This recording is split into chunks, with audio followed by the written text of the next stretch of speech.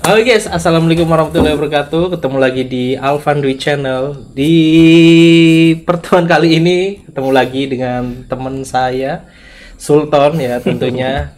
Yang kemarin kita habis bikin konten yang mungkin bisa dibilang random ya. Kita bikin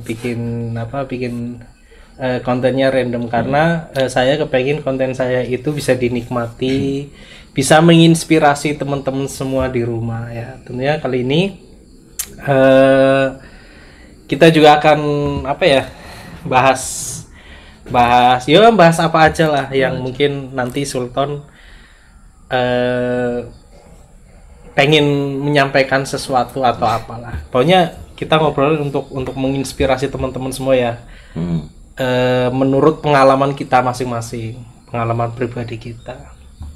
Oke, sebelum nonton videonya jangan lupa like, comment, subscribe, dan tombol loncengnya diklik. Tentunya iklannya jangan di skip. Oke.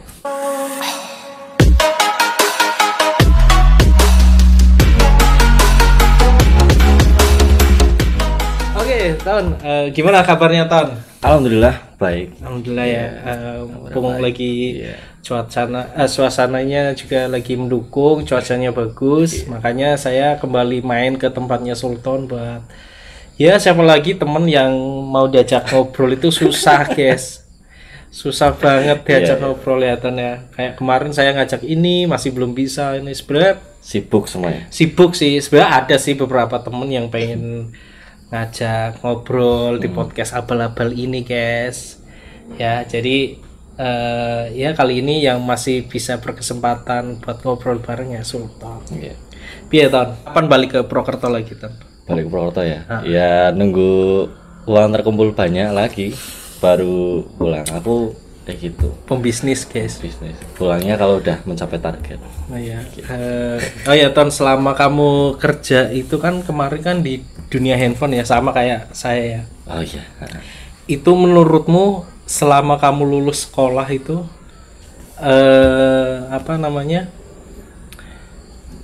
pernah kerja di mana aja Ton selain di handphone sebelumnya?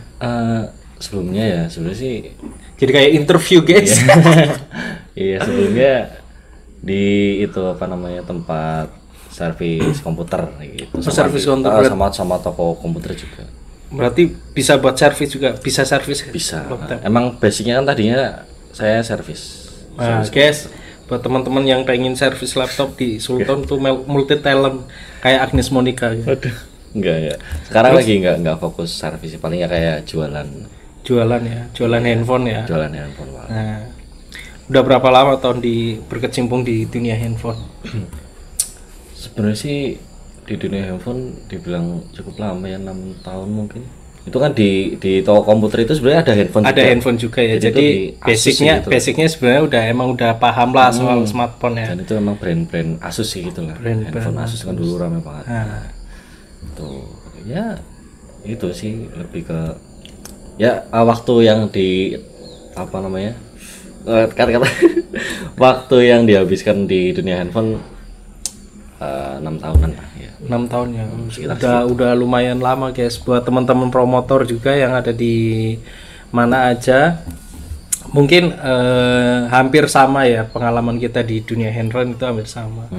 Nah, untuk Sultan sendiri nih kesan pesannya itu susahnya apa Ton waktu di dunia handphone itu?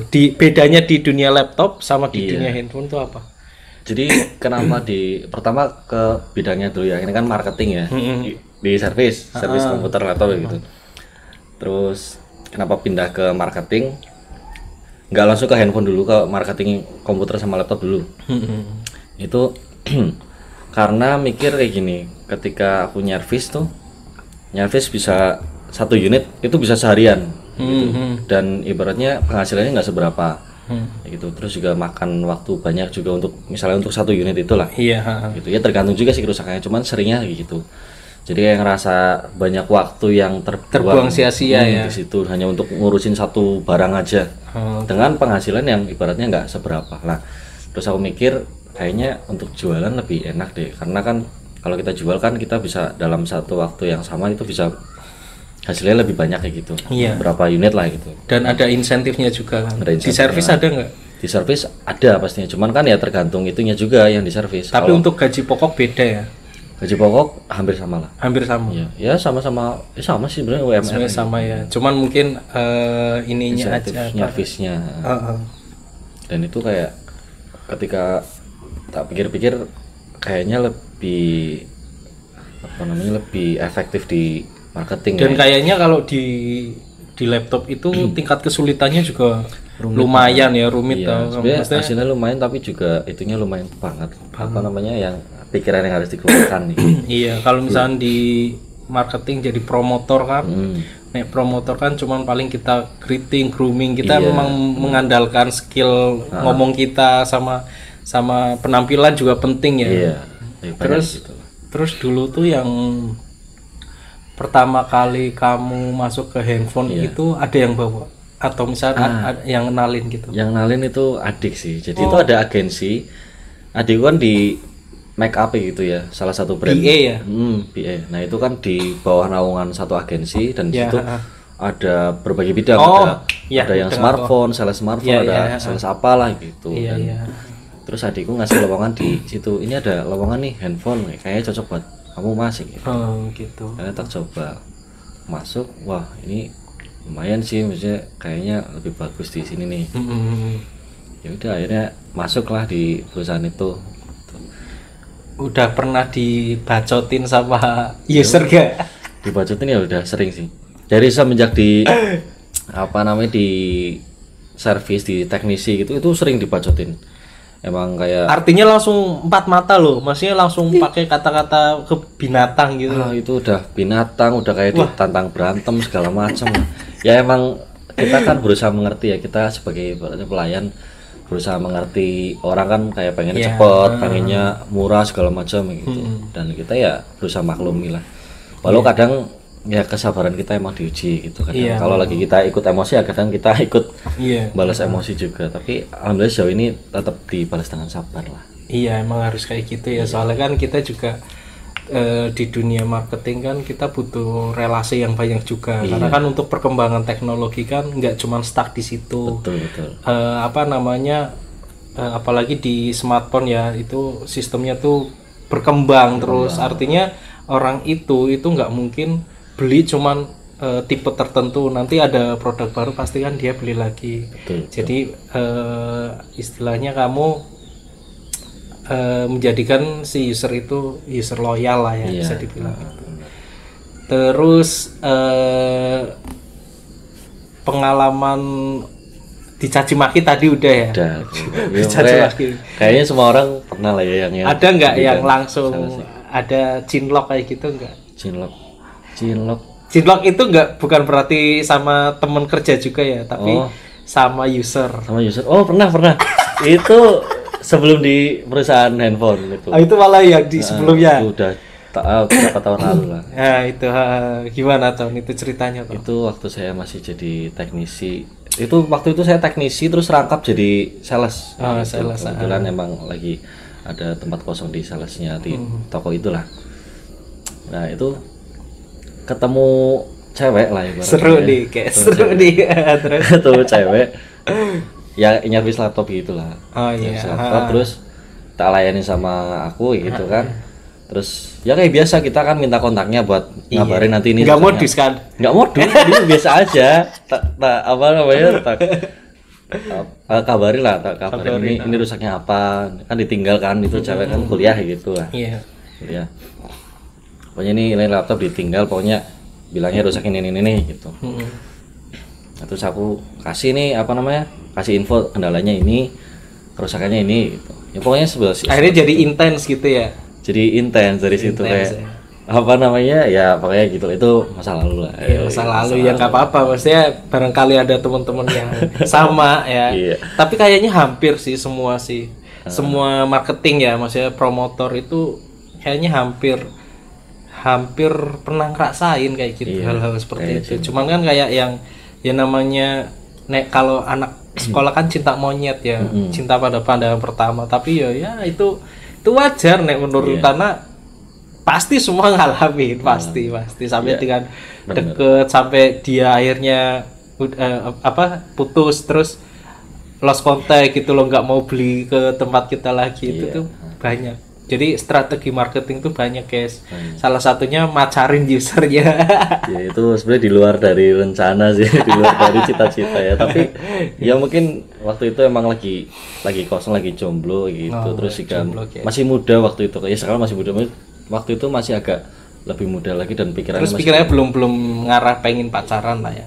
Iya. Atau memang lagi Sebenarnya lagi kalau ada kesempatan, gampang kepancing lah pokoknya. gampang kepancing. Ada temen ngajakin main, kita ikut main. Kita masih belum punya komitmen yang kuat lah. gitu. Terus di marketing itu apa yang kamu dapetin, Ton? Artinya pengalaman yang mesti seperti ini ya, jadi marketing itu menjadikan kita lebih dewasa atau gimana, Ton? Di marketing itu banyak banget sih pengalamannya. Yang paling aku rasain bedanya dengan service itu, di service kan kita biasanya di belakang layar tuh, di ruang service. Kalau di marketing tuh kita benar-benar ketemu sama orang tatap muka. Setiap hari lah. Entah itu beli apa enggak, pasti Orang-orang beda-beda ya karakternya ya. beda-beda karakternya. Pokoknya kita jadi tahu karakter orang gitu, tahu cara ngomong. Dan aku juga tadinya kan pendiam. Dan semenjak di service di sales, di marketing itu jadi lebih bisa ngomong, sering ngomong, Jadi lebih bisa pede ngomong buat ngomong sama orang. Dulu kan aku kayak insecure lah, pendiam di dalam terus ya gitu.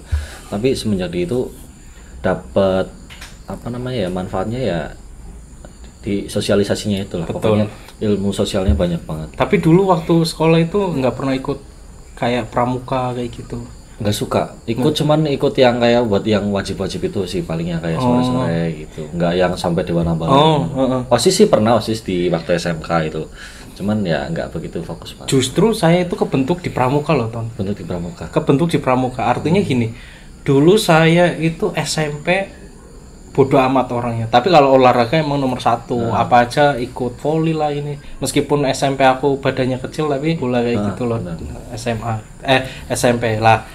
Waktu itu tuh aku nggak ngerti yang namanya bijaksana tuh kayak gimana, ngomong depan orang tuh seperti apa, terus bahkan ngobrol kayak gini empat mata harus melemparkan pertanyaan tuh kayak gimana gitu, jadi kayak bingung gitu loh. Tapi semenjak pas waktu ikut pramuka itu, meskipun itu ya nek dibilang jauh sama kata militer, jauh banget lah. Cuman di situ saya emang kebentuknya di situ, Ton. Jadi ilmu dasarnya akhirnya lah ya. berani ngomong. Soalnya kan waktu itu kan dituntut ya, kebetulan kalau nggak salah aku tuh seksi perlengkapan waktu itu. Sekaligus sering ngikut humas gitu loh. Jadi kalau misalkan yang seksi humas itu kan dia hubungan masyarakat, ngobrol sama lurah segala macam gitu kan.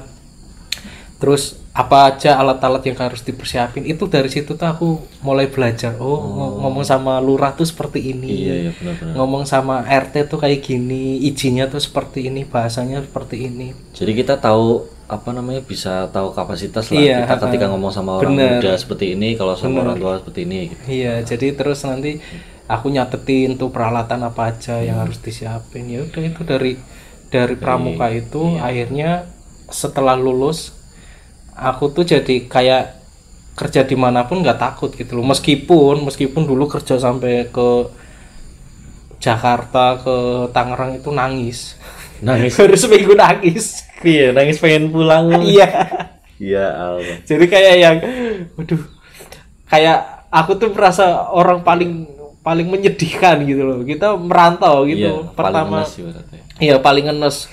Padahal kalau di rumah itu sama orang tua gimana kayak gitu loh. Kadang diperintah seperti ini, kayak gitu. Ketika jauh itu kayak yang aku tuh terlantar sendirian kayak gitu loh. Kayak orang dari keluarga. Ya, kayak udah sebatang kara gitu. Sebatang kara, seakan-akan aku tuh nggak punya keluarga gitu lah itu. Padahal baru seminggu nangis. Ditelepon Pito kabare. Nangis kayak gitu. Marah. Ya itulah. Terus kalau di dunia marketing sendiri, kalau saya sendiri itu dulu berawal dari sales motor. Sales motor malah. Sales motor dulu aku. Pertama kali malah bahasa sales motor tuh cari prospekan gitu. Cari prospekan ke desa-desa, nyebar brosur kayak gitu. Itu awal mula aku jadi sales, jadi marketing. Dan kenapa orang-orang selalu tanya sama aku, alasan kamu nggak mau masuk PT tuh kenapa kayak gitu. Nek dulu karena aku pola pikirku masih keras gitu loh. Jadi aku tuh kalau jawab tuh pasti buat apa masuk PT, nggak bisa buat masa depan, skill juga gitu-gitu aja. Terus umur sekian juga udah nggak berlaku di PT. Artinya kita keluar dari PT. Ya mohon maaf buat teman-teman yang kerja di PT, bukannya aku, tapi ini opini saya pribadi gitu. Jadi kayak yang kerja di PT itu ya udah dia punya skill bikin packing barang, jadi dia nanti keluar dari PT meskipun ada yang berhasil ya punya usaha sendiri segala macam, cuman nek opiniku pengalamannya cuman itu aja. Ibaratnya nggak semaksimal yang kita kerja di lapangan gitu ya. Soalnya nggak sedikit juga temanku bingung keluar dari PT, dia itu bingung dia mau kerja apa kayak gitu loh, mau apa, dia cuman biasa kayak dia itu nggak ada target kerja, cuman besok kamu kerja pasang ini berapa box ini kayak gitu kan. Jadi udah terkonsep di situ. Konsep dan udah gitu-gitu aja polanya. Udah itu aja sampai bertahun-tahun kayak gitu. Kalau dulu kan emang ada karyawan tetap, cuman kalau sekarang kan batas maksimal umur 24 25 udah ganti yang baru regenerasi. Nah, itu sih alasan saya nggak, nek dulu tuh aku jawab aku nggak mau dipunjundangi PT gitu. Makanya aku dunia handphone pernah di warnet juga, tapi akhirnya mulai berkembangnya itu di distro aku dulu distro ya situ, dari pakaian itu akhirnya terakhir sama kayak kamu di dunia smartphone, karena kan kita jadi marketing pun harus mengikuti perkembangan zaman. Iya benar, dan manfaatkan umur ya, ketika umur masih muda masih produktif gitu. Kita cari pengalamannya sebanyak-banyaknya. Makanya buat teman-teman itu jangan pernah nyepelein soal handphone, smartphone itu, karena ya pokoknya teknologi lah, bukan cuma smartphone lah. Teknologi yang semakin tahun semakin berkembang. Buat teman adik-adik apalagi yang baru lulus, kayak adekku tuh nanti baru lulus juga dia harus berpikir maju, pelajari apa yang ada di internet soal teknologi, itu nanti bermanfaat banget sih buat kedepannya sih.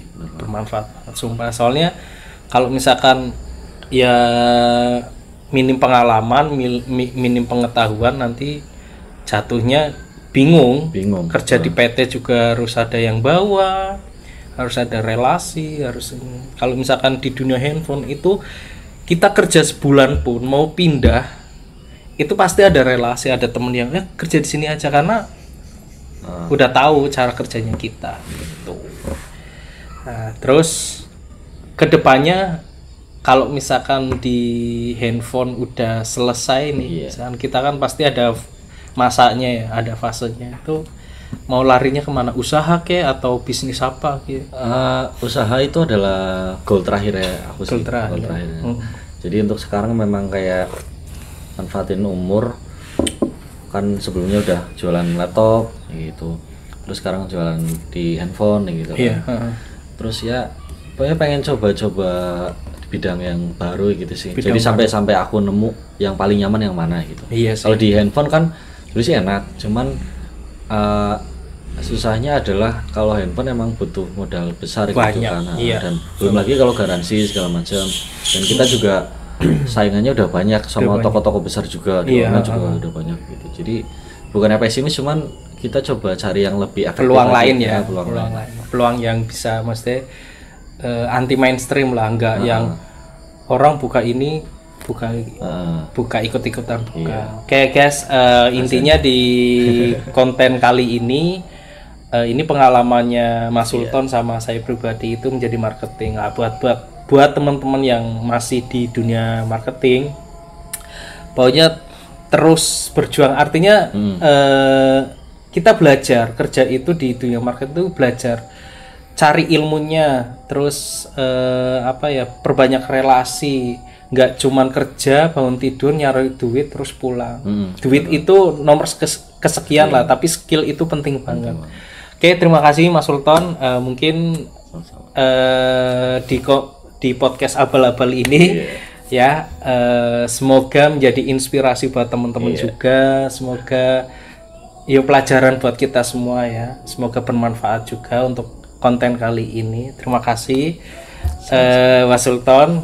Dan buat teman-teman jangan lupa like, comment, and subscribe ya. Klik tombol loncengnya, jangan skip iklannya. Oke. Assalamualaikum warahmatullahi wabarakatuh. Bye bye.